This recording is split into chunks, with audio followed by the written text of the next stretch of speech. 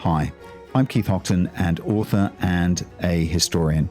And here at Rearview Mirror Chronicles, I'm always worried about my listeners staying up late at night to listen to my podcasts and falling asleep by them.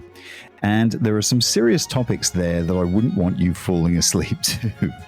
So I decided to create DreamReads, stories that will lull you to sleep, that won't have you worrying about the world and its problems. And in the process, maybe just enlighten and entertain you with some of my favorite books of all time by some of my favorite authors. And for this first episode, I'm introducing you to David Liss and A Conspriacy of Paper. And the story that I'm going to read to you is about Benjamin Weaver, who is an outsider in 18th century London, a Jew among Christians, a ruffian among aristocrats, a retired pugilist who, hired by London's gentry, travels through the criminal underworld in pursuit of debtors and thieves. So take a deep breath, close your eyes, relax, and enjoy. For some years now, the gentlemen of the book trade have pressed me in the most urgent fashion to commit my memoirs to paper. For, these men have argued, there are many who would gladly pay a few shillings to learn all the true and surprising adventures of my life. While it has been my practice to dismiss the idea with a casual wave of the hand, I cannot claim to have never seriously thought on it, for I have often been the first to congratulate myself on having seen and experienced so much, and many times I have gladly shared my stories with good company around a cleared dinner table. Nevertheless, there is a difference between tales told over a late-night bottle of claret and a book that any man anywhere can pick up and examine. Certainly, I've taken pleasure from the idea of recounting my history, but I have also recognized that to publish would be a ticklish endeavor. The names and specifics of my adventures would touch nearly on so many people still living that any such book would be actionable to say the least. And yet the idea has intrigued, even plagued me, no doubt due to the vanity that breeds within all men's breasts, and perhaps within mine more than most. I have therefore decided to write this book as I see fit. If the gentlemen of Grub Street wish to dash out names of obscure connections, then they may do so. For my part, I shall retain the manuscript so that there can be some true record of these events, if not for this age, then for posterity. I have been at some pains to decide how to begin, for I have seen many things of interest to the general public. Shall I begin with the novelties, with my birth, or like the poets, in the midst of the action? Perhaps neither. I think I shall begin with my tale with the day. Now more than 35 years ago, when I met William Balfour, for it is a matter regarding his father's death that brought me some small measure of success and recognition with the public. Until now, however, few men have known the whole truth behind that affair. Mr. Balfour called on me late one morning in October of 1719, a year of much turmoil upon this island. The nation lived in constant fear of the French and their support for the heir to the deposed King James, whose Jacobitical followers threatened continually to retake the British monarchy. Our German king was 4 years upon the throne, and the power struggles within his ministry created a feeling of chaos throughout the capital. All the newspaper decried the burden of the nation's debt, which they said could never be paid, but that debt showed no sign of decreasing. This era was one of exuberance as well as turmoil, doom, and possibility. It was a fine time for a man whose livelihood depended upon crime and confusion. Matters of national politics held little interest for me, and the only debt I cared for was my own. And the day I began my tale, I had even more pressing cares than my precarious finances. I had been long awake, but only recently out of bed and dressed, when my landlady, Mrs. Garrison, informed me that there was a Christian gentleman below who wished to see me. My good landlady always felt the need to specify that it was a Christian gentleman come to visit, though in the months I had resided with her, no Jew but myself had entered the premises. That morning I found myself disordered and in no condition to receive visitors, let alone strangers, so I asked Mrs. Garrison to send him away. But in her intrepid manner, for Mrs. Garrison was a stalwart creature, she returned informing me that the gentleman's business was urgent. He says it relates to murder, she told me in the same dull tone she used to announce increases in my rent. Her pallid and bevined face hardened to show her displeasure. That's what he said. Murder. plain as anything. I cannot say it pleases me, Mr. Weaver, to have men come to my house talking of murder. I could not fully comprehend why, if the word was so distasteful to her ears, she should pronounce it quite so loudly within the halls, but I saw my task was to comfort her. I understand, madam. The gentleman surely said mercer, not murder. I lied, for I am engaged in a concern of textiles at this moment. Please send him up. The word murder had caught my attention as well as Mrs. Garrison's. Having been involved in a murder of sorts not 12 hours earlier, I thought this matter might concern me indeed. This Balfour would certainly be a scavenger of some kind, the sort of desperate renegado with which London seethed, a creature who combed the dank and filthy streets near the river, hunting for anything he might pawn, including information. No doubt he had heard something of the unfortunate events with which I had met and had come to ask me to pay for his silence. I knew well how to dispose of a man of this stripe. Not with money, certainly, for to give a rascal any silver at all was to encourage him to return once more. No, I had found that in these cases violence usually did my business. I would think of something bloodless, something that would not attract Mrs. Garrison's attention when I escorted the blackguard out. A woman with no taste for the talk of murder under her roof should hardly countenance an act of mutilation paraded down her staircase. I took a moment to order my receiving room, as I called it. I took 2 rooms of Mrs. Garrison, one private, the other in which I conducted my business. Like many businessmen, for I so fancied myself even then, I had been used to order my affairs in a local coffee house, but the delicate nature of my work had made such public ventures unacceptable to men I served. Instead, I had set up a room with several comfortable chairs, a table around with which to sit, and a handsome set of shelves that I used to store wine and cheese rather than books, for which they were designed. Mrs. Garrison had done the decorating, and while she had given the room an inappropriately cherry tone with its pinkish white paint and light blue curtains, I found that a few swords and martial prints about the walls helped to add a sufficiently manly corrective. I took pride in these rooms being so very proper, for the genteel tone put the gentlemen who came to seek my services at ease. My trade frequently involved the unsavory, and gentlemen, I had learned, preferred the illusion that dealt in simple business, nothing more. I should like to add, though I risk accusations of vanity, I took pride in my own appearance as well. I had escaped my years as a pugilist with few of the badges that gave fellow veterans of the ring the appearance of ruffians, missing eyes, mashed noses, or such like disfigurements, and had no more to show for my beatings than some small scars above my face, and a nose that bore only the mild bumps and jagged edges that come with several breakings. Indeed, I fancied myself a well enough looking man, and I made a point of always dressing neatly, if modestly. I wore upon my body only clean shirts, and none of my coats and waistcoats were more than a year old.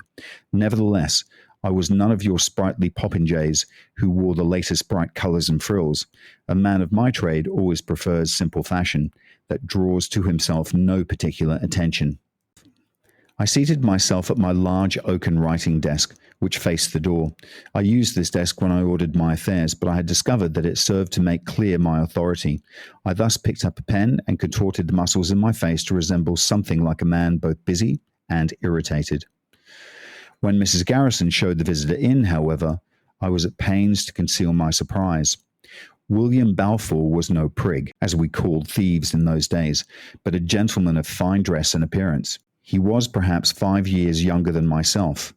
I gauged him at 2 and 3 and 20. He was a tall, gaunt, stooped man with something of a sunken look on a wide, handsome face that was only slightly marred by the scars of smallpox. He wore a wig of the finest quality, but it showed its age and wear in its stains and a dingy, shallow cover poorly hidden by powder. Similarly, his clothes bore the signs of fine tailoring, but they looked a bit overused, covered with the dust of the roads and panic and cheap lodgings. His waistcoat in particular, once laced with fine silver stuff, was now tattered and threadbare. There was, too, something in his eyes. I could not tell if it was suspicion or fatigue or defeat, and he observed me with a skepticism to which I was all too accustomed. Most men who walked through that door, you understand, had a look prepared for me: scorn, doubt, superiority. A few even had admiration. Men of the last category had seen me in my prime as a pugilist, and their love of the sport overcame their embarrassment at seeking the aid of a Jew who meddled in other men's unpleasantries.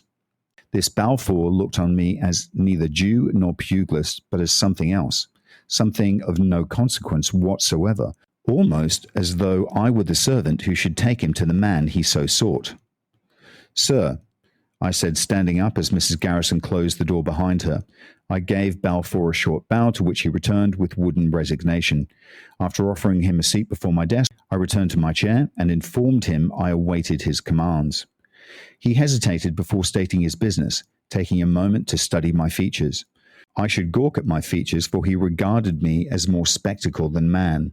His eye roamed with clear disapproval at my face and clothing, though both were cleaner and neater than his own, and squinted at my hair, for, unlike a proper gentleman, I wore no peruke, and instead pulled my locks back in the style of tie periwig. "You, I presume, are Benjamin Weaver," he began at last in a voice that cracked with uncertainty. He hardly noticed my nod of acknowledgement. "I come on a serious matter. I am not pleased to be forced to seek your particular skills, but I require the assistance that only a man such as yourself can provide."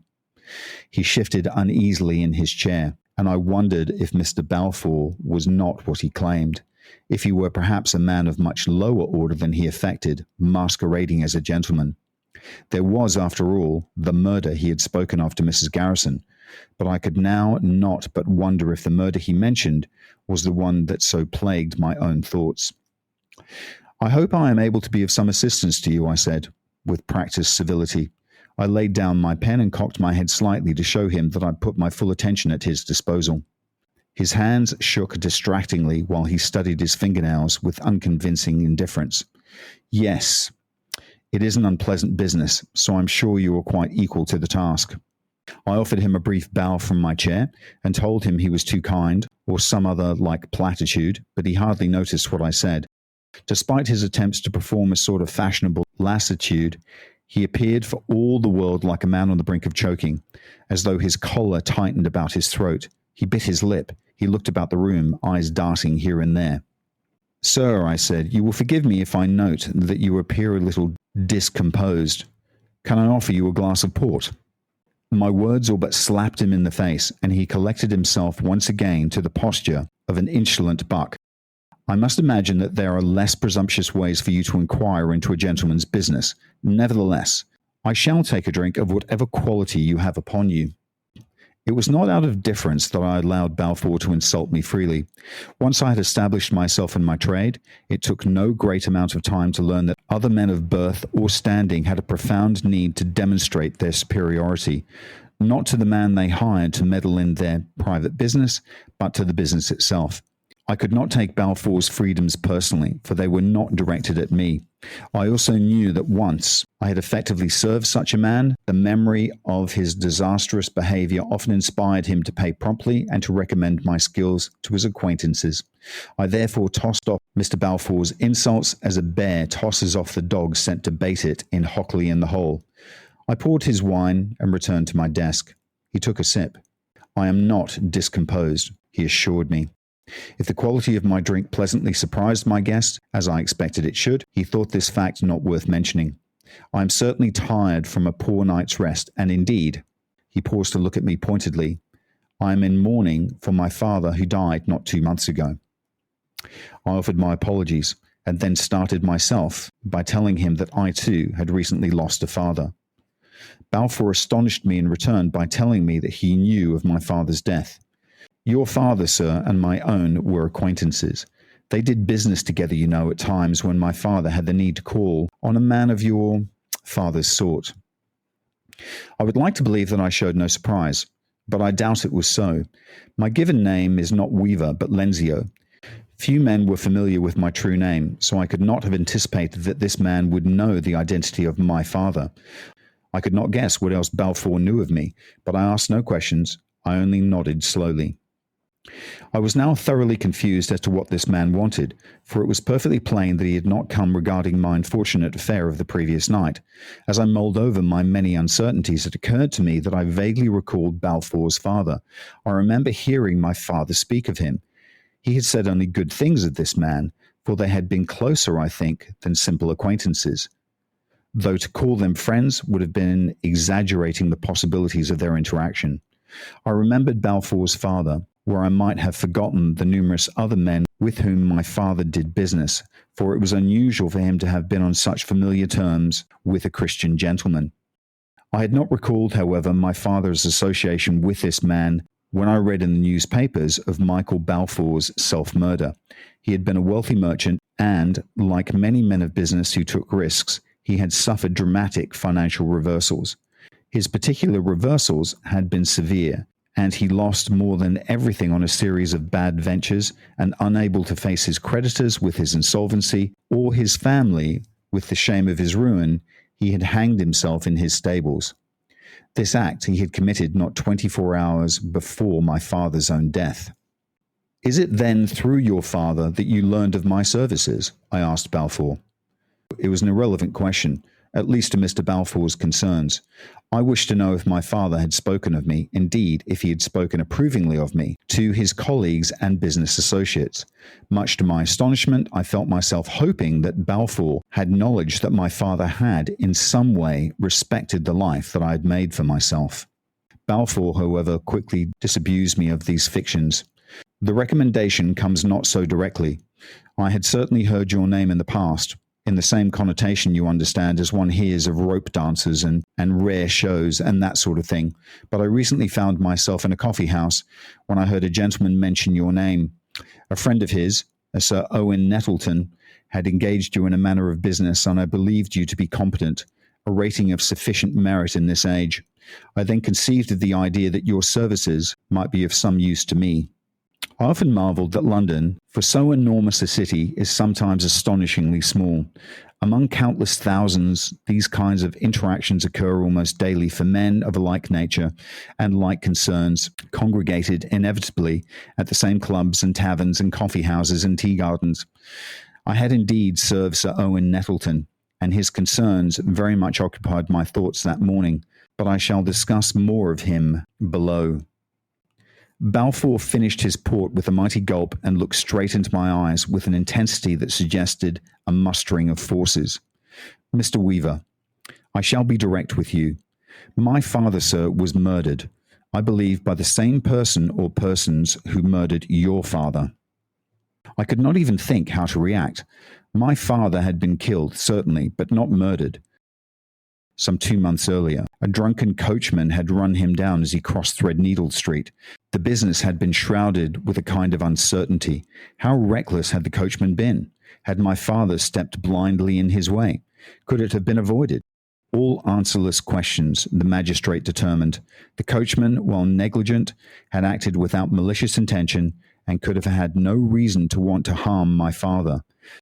The same act, perpetuated against an earl or a parliamentarian, might have earned the coachman at the very least 7 years of transportation to the colonies, but the careless trampling of a Jewish stock jobber was hardly any matter over which to unfurl the full majesty of the law. The magistrate released the coachman with a stern warning, and that had proved the legal end of the matter. At that time, I had not spoken to my father for close to 10 years. I knew nothing of his affairs, and it had hardly occurred to me that his death might have been anything as horrid as murder. This thought had, however, occurred to my father's kinsman, my uncle Miguel, who had written to inform me of his suspicions. I blush to own I rewarded his efforts to seek my opinion with only a formal reply, in which I dismissed his ideas as nonsensical. I did so in part because I did not wish to involve myself with my family, and in part because I knew that my uncle, for reasons that eluded me, had loved my father and could not accept the senselessness of so random a death. Yet now, once again, I was confronted with the suggestion that my father had been the victim of a malicious crime, and once again I found that my self-imposed exile from my family made me wish to disbelieve it. I forced my face to conform to the rigid angles of impartiality. My father's death was an unfortunate accident.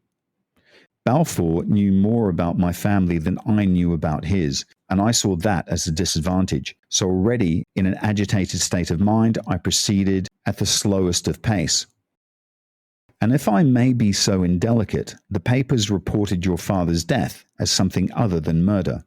Balfour held up his hand, as though the idea of self-murder might be ordered away. I know what the papers reported, he snapped, spittle flying from his mouth, and I know what the coroner said, yet I promise you something is amiss here. At the time of my father's death, his estate was revealed to be quite broken, yet only weeks before, he told me himself that he had been profiting in his speculation, taking advantage of the fluctuations of the markets caused by the rivalries between the Bank of England and the South Sea Company.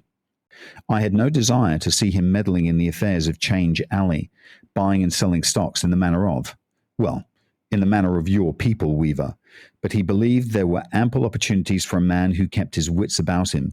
So how can it be that his finances were so, he paused briefly to choose his term, ill-ordered? Do you think it any coincidence that both our fathers, very rich men of acquaintance, should have died suddenly and mysteriously within the span of a single day, and my father's holdings revealed themselves to be in chaos? As he spoke, Balfour's face revealed no small number of passions: indignity, disgust, discomfort, even, I believe, shame. I thought it passing strange that a man out to expose so terrible a crime displayed no attitudes of outrage. The claims he made, however, sparked within me an agitation, which I sought to contain by setting my mind to the facts before me. What you present does not offer any kind of evidence of murder, I said after a moment. I cannot see how you have reached that conclusion. My father's death was made to look like self-murder, so that a villain or villains could take his money with impunity, he pronounced, as though he unveiled the discovery of natural philosophy. You believe his estate to have been robbed, and your father to have been murdered to hide this robbery? In a word, sir, yes, that is what I believe. Balfour's features settled for a brief moment into a look of languid contentment. Then he eyed the empty wine-glass with a nervous longing. I obliged him by refilling. I paced about the room despite the distracting ache of an old wound in my leg, a wound that had ended my days as a pugilist. What is the connection between these deaths then, sir? My father's estate is insolvent. But is anything missing? Do you even know, sir? I did not, so I ignored what I considered a presumptuous question. It is in your best interest that I be blunt. Your father has died recently under terrible circumstances and unable to leave a legacy. You have grown up with the expectation of wealth and privilege, with every reason to believe you would live a gentleman's life of ease. Now you find your dreams dashed, and you look for ways to believe it is not so. Balfour reddened dramatically. I suspect he was unused to challenges, particularly challenges from men such as myself. I resent your words, Weaver. My family may be under disabilities at this moment, but you would do well to remember that I am a gentleman born. As am I said, looking directly into his reddish eyes. His family was an upstart, and he knew it. He had earned that most ambiguous title of gentleman through his father's aggressive dealings as a tobacco merchant, not through the majesty of his bloodlines. Indeed, I recalled that Balfour had made a bit of a stir among the more established tobacco merchants by angering the men he hired to unload his vessels. Dock labourers have, by custom, always been given scant wages, and they have evened out their earnings through a kind of quiet redistribution of goods they handle. For vessels carrying tobacco, the process is known as stocking. The labourers merely plunge their hands into the bales of tobacco stock, sock away as much as they can hold, and then resell it on their own. True enough, it was a kind of sanctioned theft, but years ago tobacco merchants had realized that their porters were helping themselves to the cargo despite any measures meant to prevent them, so they simply cut the wages and looked the other way. Old Balfour had taken the unhappy step of hiring men to inspect the workers and to make sure no one socked his goods, but he refused to raise wages proportionately. The labourers had grown violent, smashing open several bales of sopweed and boldly liberating their contents. To pursue this mad course was to risk a riot and the destruction of all their trades. That this merchant's son should assert that he was from an old family was absurd. It was not even an old trading family, and while in those days there was, as there is now, something decidedly English about a wealthy merchant, it was a relatively new and uncertain assertion that the son of such a man could claim the status of gentleman. My declaration that our families were of a piece sent him into a kind of fit. He blinked as though trying to dispel a vision and twitched irritably until he regained himself.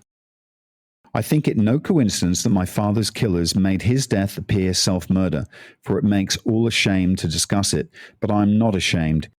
You think me now penniless, and you think I come to you begging for your help like a pauper, but you know nothing of me. I shall pay you £20 to look into this matter for 1 week.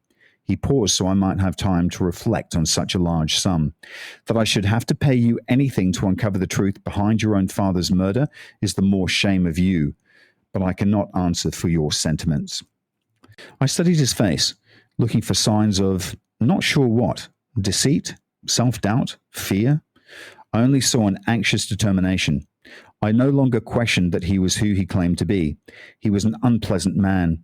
I knew that I disliked him immensely, and I was certain that he felt no love for me, yet I could not deny my interest in what he claimed about my father's death. Mr. Balfour, did anyone see what you claim to be the falsification of self-murder? He waved his hands to the air to demonstrate the foolishness of my question. I do not know that anyone did. I pressed on. Have you heard talk of it then, sir? He stared at me in astonishment, as though I'd spoken gibberish. From whom would I hear? Do you think me the sort to correspond with men who would talk of such things? I sighed. Then I'm confused. How can I find the man who committed a crime if you have no witnesses and no contacts? Into what, precisely, am I to look? I do not know your business, Weaver. It seems to me that you are being damnably obtuse. You have brought men to justice before. How you have done it then is how you are to do it now. I attempted a polite, and I admit condescending smile. While I have brought men to justice in the past, sir, it has been in instances wherein someone knew the villain's identity, and the task lay before me to locate that person. Or perhaps there has been a crime in which the scoundrel is unknown, but witnesses saw that he had some very distinctive features. Let us say a scar above his right eye and a missing thumb. With information of this nature, I can ask questions of the sort of people who might know this man and thus learn his name, his habits, and finally his whereabouts. But if the step is your belief, what is the second step? Who are the right people to inquire of next? I'm shocked to hear about your methods, Weaver. He paused for a moment, perhaps to drive home his distaste. I cannot tell you of the second steps, nor of which rascals are appropriate for you to speak with regarding my father's murder. Your business is your own, but I should think that you would consider the matter of sufficient interest to take of me £20. I was silent for some time. I wanted nothing so much as to send the man away, for I had always been willing to go considerable lengths to avoid contact with my family. Yet £20 was no small amount to me, and while I dreaded the terrible day of reckoning, I knew I needed some external force to push me towards re-establishing contact with those whom I had long neglected. And there was more. Though I could not then have explained why, the idea of looking into a matter so opaque intrigued me, for it occurred to me that Balfour, despite the bluster with which he presented his notions, was right. Had there been a crime committed? It seemed only reasonable that it could be uncovered, and I liked the thought of what a success in an inquiry of this nature could do for my reputation. I expect soon another visitor, I said at last, and I am very busy. He started to speak, but I would not let him. I shall look into this matter, Mr. Balfour. How could I not? But I have not the time to look into this matter right away.